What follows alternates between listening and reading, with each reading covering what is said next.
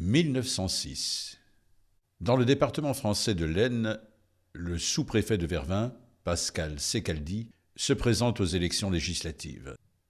Comme son adversaire avait un journal qui s'appelait Le Libéral de Vervins, il décide de créer un journal électoral qu'il appelle Le Démocrate vervinois et qu'il crée dans ce même atelier en 1906. Et il va être élu et il va changer, il va faire le Démocrate de l'Aisne au lieu d'être vervinois seulement. Il va ouvrir des bureaux à Saint-Quentin, à Soissons, à plusieurs villes de l'Aisne et il sera pendant un moment le plus fort tirage du département. Il est quotidien et à l'époque il n'y a pas les linotypes, donc tout est composé à la main lettre à lettre, il y a 14 typos et tout, c'est extraordinaire.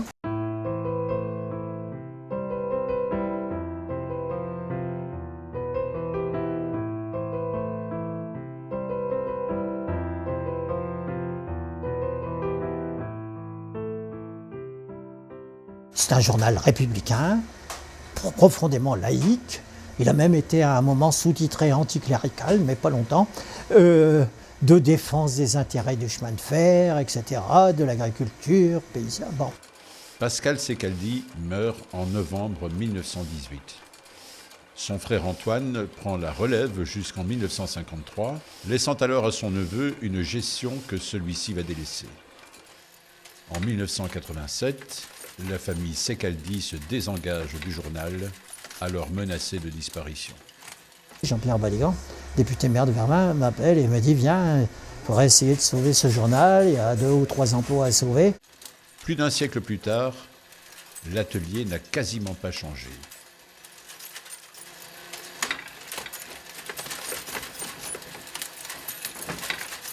Je suis rentré au Démocrate de l'Aisne le 6 septembre 1971.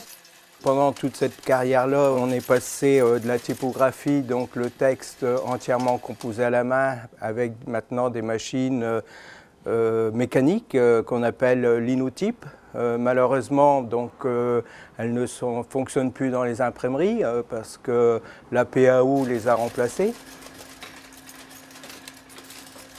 Nous, on en a encore 2 qui sont en fonctionnement, dont une de 1936. Le souci, parce que tout le monde disait que c'était impossible, c'était de trouver typographe et linotypiste et conducteur de la roto.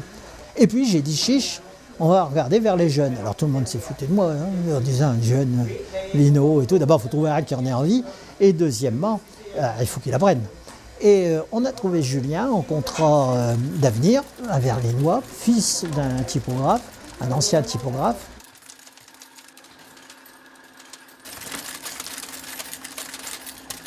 Je suis arrivé ici depuis septembre 2013. Donc c'est la mission locale qui m'a proposé ce poste. Donc mon père était typographe, c'est pour ça que moi j'aime bien tout ce qui est métier ancien. C'est pour ça que je suis arrivé ici.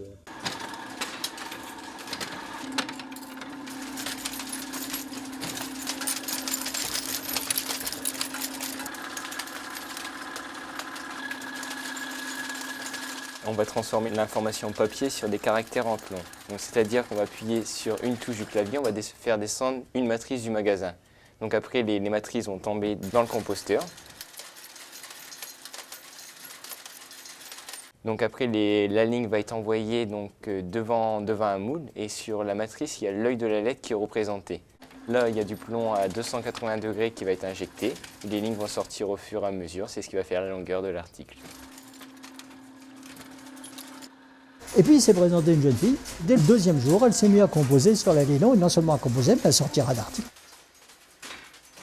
J'ai arrêté l'école parce que je voulais absolument rentrer dans la vie active, travailler, découvrir un métier et apprendre pour me dire que je pouvais arriver à quelque chose.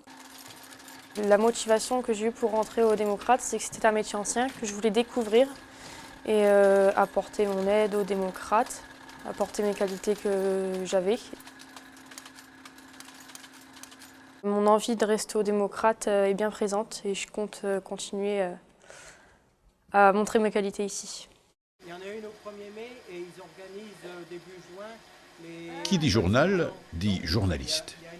C'est Isabelle, une ancienne prof de français, qui remplit cette tâche. Mais pas seulement. Et puis je prépare aussi différentes choses pour l'envoi des journaux, pour préparer les bandes de routage. Je réceptionne aussi les annonces légales. Je réponds au téléphone, je reçois des communiqués. Un travail de journaliste, mais aussi très varié. On fabrique le journal tous ensemble. La mise en page, on en discute ensemble, on est très proches, on communique. Donc forcément, il y a un côté humain qui est spécifique au journal. Vous avez encadré pour une couleur, alors, Après tout, le démocrate, c'est un journal. Donc si on écrit, non pas pour se faire plaisir, on écrit pour être lu. C'est ma conception du journalisme. C'est pour qu'on ait des lecteurs qui s'y intéressent. On essaie aussi de se différencier un peu des confrères. Première page, les annonces générales, un billet, si possible caustique un peu. On est très indépendant. Les annonces de la région, importantes, de l'éducation nationale, du conseil général, maintenant conseil départemental, des faits divers, mais on en fait très peu parce qu'on n'aime pas ça. Les 2 pages centrales sont réservées à la vie associative locale de la région. On annonce les manifestations pour que les gens y aillent. On soutient la vie associative. Et enfin, la 4e page, c'est les annonces légales, c'est ce qui nous fait vivre.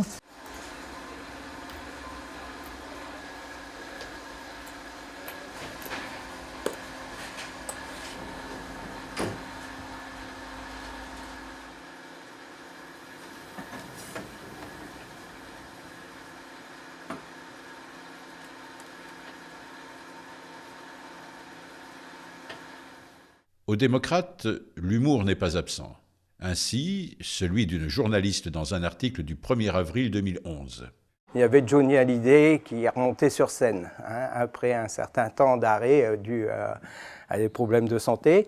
Et donc, elle en avait profité pour dire que ce jour-là, sur la grande place de l'hôtel de ville, donc il y avait Johnny Hallyday qui était de passage dans la région, qui venait chanter. En même temps, il y avait un marché fermier ce jour-là, avec une soirée barbecue, et donc c'était Johnny Hallyday qui venait allumer le feu du barbecue.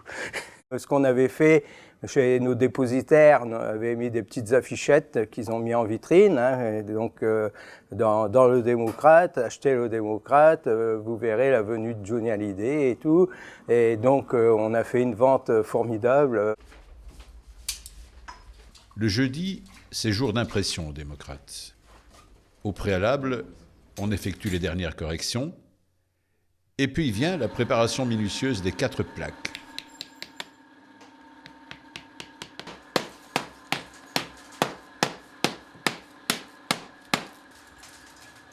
Vous avez dû voir dans l'atelier des retraités qui viennent nous donner un coup de main parce qu'on est drogué par le journal, par son histoire, par son rôle aussi, parce qu'on a un rôle social, on aide la vie associative et tout. Le tirage, je vous dis, c'est à peu près 1 millier, dont 900 vraiment payants. On va en mettre un petit peu chez les dépositaires, on en a juste à Vervins. Ailleurs, mais j'y tenais pas trop parce que vis-à-vis des confrères et tout, je veux être en très bonne relation, donc c'est surtout des abonnés.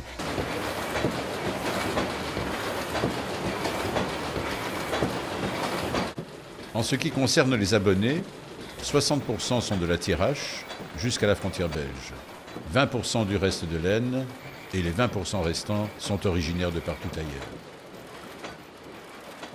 C'est les enfants de Thiérachiens qui ont des nouvelles du pays. C'est pour ça aussi que dans les pages centrales, on met l'état civil, les naissances, les mariages, les décès. Il y en a un qui vient de s'abonner qui est à Tokyo, et il y en a un aux États-Unis, il y en a un en Australie. C'est des anciens Thiérachiens. Ils n'ont pas le journal trop tard. Celui d'Australie nous a dit qu'il recevait plus vite le journal que son frère à Tours. Avec l'arrivée de Jenny et de Nicolas, l'avenir du démocrate s'imprime à l'encre de l'optimisme. Et on va avoir une équipe de jeunes dans le plus vieux journal d'Europe, toujours imprimé au plomb, pas en âge, parce qu'il y a des journaux qui sont nés en 1880 et tout, mais c'est le seul et le plus vieux à être toujours imprimé au plomb sur des machines de 1935, 36, 1927, la Roto. C'est extraordinaire comme histoire, non ?